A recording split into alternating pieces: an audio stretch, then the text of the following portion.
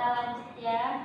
Pada sesi konseling selanjutnya, alhamdulillah kita bisa diberi kesehatan. Pada saat ini kita bisa melanjutkan sesi konseling sebelumnya karena mengingat ada beberapa permasalahan yang belum kita bicarakan lebih dalamnya.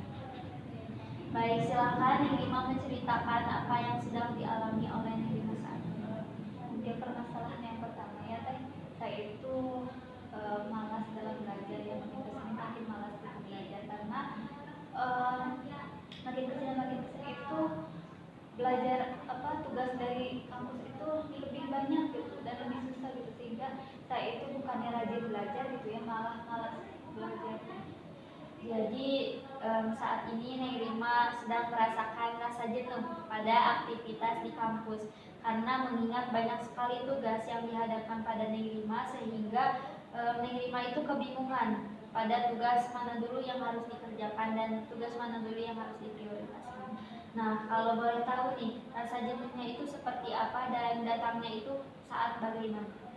Contohnya kayak gini ya, contohnya tuh sekarang hari ini itu ada tugas ya dari salah satu dosen. Nah, terus deadline-nya juga mepet gitu, belum juga itu dikerjain, besoknya udah ada lagi tugas gitu, tugas dari dosen lain, terus aja kayak gitu, terus deadline-nya juga berdekatan gitu, sehingga saya itu bingung gitu harus menentukan yang mana dulu gitu, harus mengutamakan yang mana dulu. Oke, jadi dengan banyak tugas, jadi muncullah kebingungan pada diri Neng Rima itu sehingga tidak bisa memprioritaskan mana dulu atau belum bisa memprioritaskan tugas mana dulu yang harus dikerjakan oleh Neng Rima. Nah, selanjutnya nih, apa yang waktu kapan ya, waktu kapan saja Neng Rima itu merasa jenuh dengan tugas? Mungkin ketika dosen ngasih tugas gitu belum juga dikerjain gitu, udah kayak ngeluh di awal. Oke, jadi rasa jenuh itu datang ketika banyak sekali tugas yang beriringan gitu sehingga membuat Neng Rima itu yang tadi kebingungan dan susah memprioritaskan mana yang harus dikerjakan terlebih dahulu. Nah, kalau dalam sesi konseling ini mana nih atau hal apa yang ingin Neng Rima capai? Saya itu ingin lebih rajin gitu dalam belajar gitu, tidak terus-terusan ngeluh gitu buat belajar gitu, karena ya saya tahu gitu kuliah itu ya pasti akan kayak gitu, gak ada yang mudah gitu ya. Jadi Neng Rima itu ingin lebih rajin dan juga tidak mengeluh lagi dengan tugas-tugas yang diberikan oleh dosen kepada Neng Rima.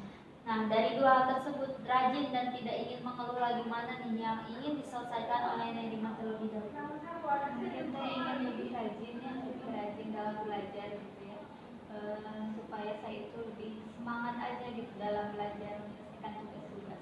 Oke, jadi Neng Rima itu ingin lebih rajin lagi dalam mengerjakan tugas yang diberikan oleh dosen.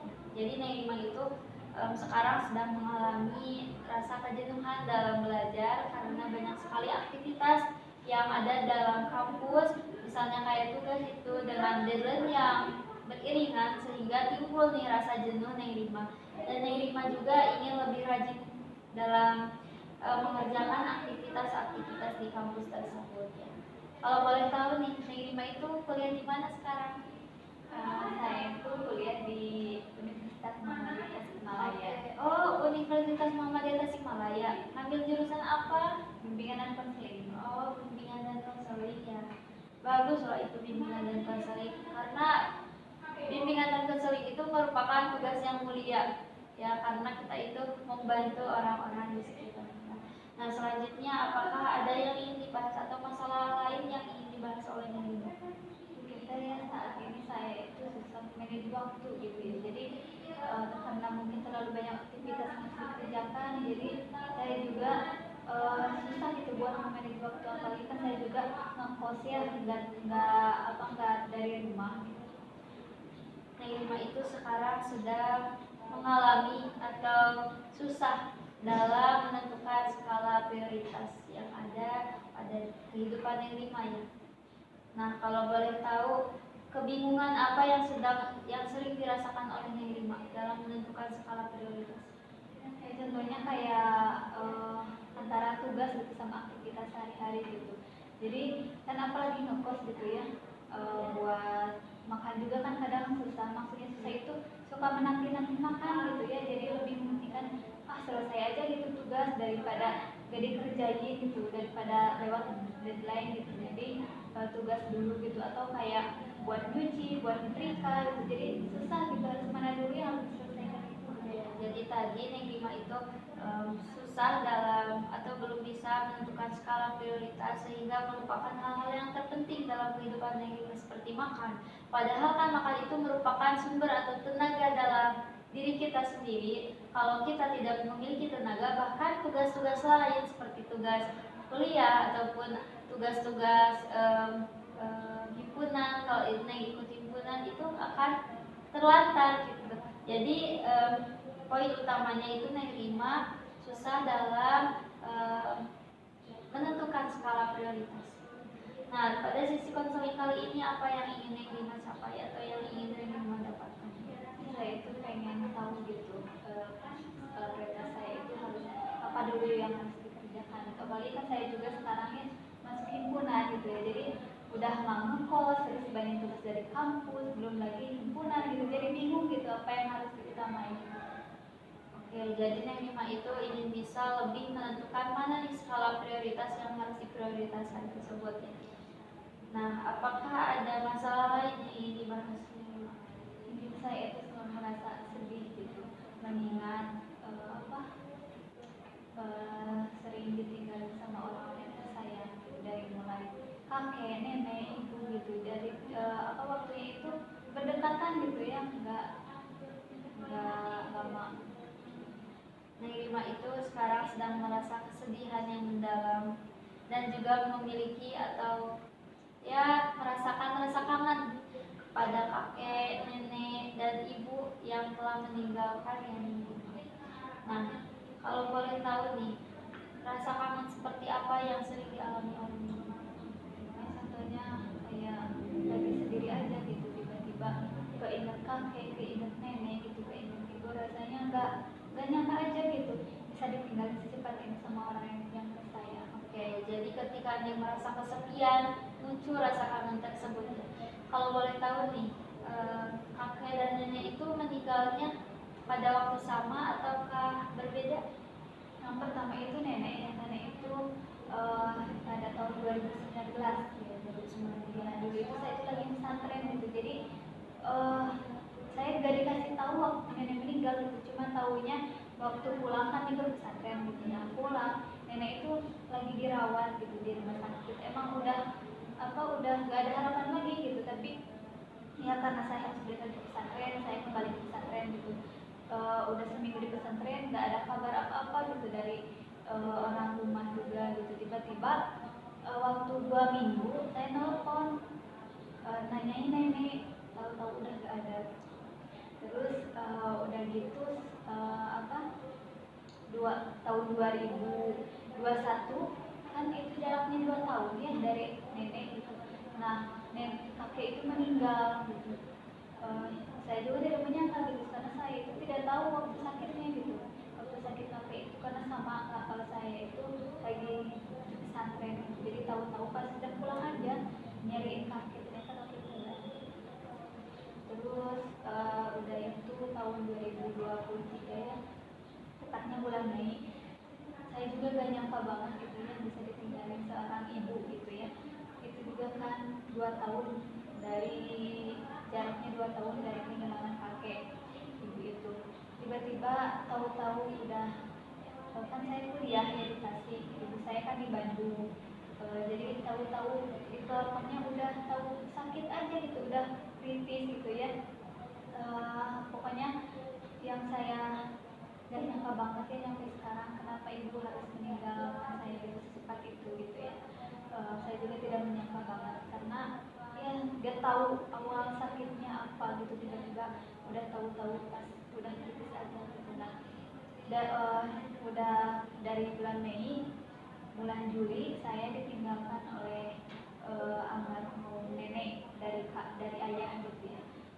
Itu juga sama, saya juga gak menyangka, karena emang tahu udah sakit gitu, kan apa orang tua mah kayak sakitnya biasa-biasa ya, udah mungkin karena udah faktor tua juga gitu ya, tapi gak nyangkanya itu karena nenek saya itu emang suka sakit tapi sembuh sakit kayak gitu, jadi gak menyangka aja gitu sakit gitu.